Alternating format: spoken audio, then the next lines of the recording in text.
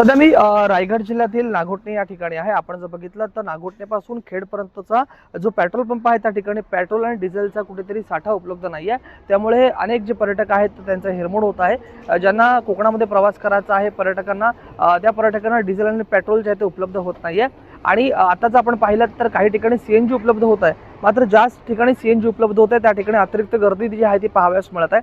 सध्या आपण ठिकाणी नागोठणे परिसरामध्ये आहोत। या ठिकाणी हे आरवी पाहिलं तर मोठ्या प्रमाणामध्ये वाहनांच्या लांबच लांब रांगा त्या एकंदरीत लागलं चित्र पाहावयास मिळत आहे। खेड पासून ते नागोठणेपर्यंत आणि नागोठणेपासून खेडपर्यंत या मार्गामध्ये म्हणजे मुंबई गोवा महामार्गावरती या पूर्णपणे परिसरामध्ये कुठेही पेट्रोल आणि डिझेल जो आहे तो उपलब्ध नाहीये।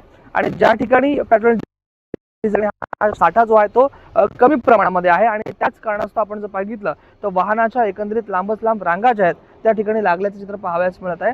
सध्या आपण जर पाहिलं तर हे नागोठणे येथील सीएनजी स्टेशन आहे आणि या ठिकाणी देखील वाहनाच्या लांबच लांब रांगा लागल्याचे चित्र पाहावयास मिळत आहे। काही वाहन चालक आहेत त्यांच्याशी आपण या संदर्भामध्ये बातचीत करण्याचा प्रयत्न करूया।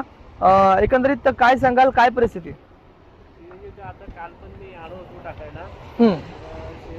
काल मला काल पण संध्याकाळी भेटल्या लाईनीत उभं होतो, एक जवळजवळ 1.5 तास तरी उभं होतो लाईनीत। काही सीएनजी मला भेटली नाही म्हणून मी आज दुपारी आलेलो आहे। तर आता पण भेटले पण थोडेफार एक आता चालेल तेवढी भेटलेली आहे। आता संध्याकाळी पुन्हा मला टाकायला लागेल तेव्हा बघू सीएनजी भेटते का नाही। आपण जर बघितलं तर अशा पद्धतीमध्ये एकंदरीत चालकांचे जे आहेत ते हाल होताना दिसत आहेत।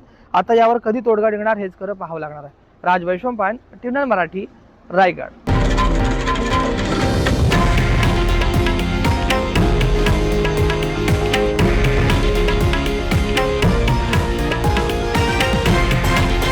हे आहे देशातील नंबर 1 न्यूज नेटवर्क आणि आपण पाहत आहात टीव्ही 9 मराठी, एकमेव।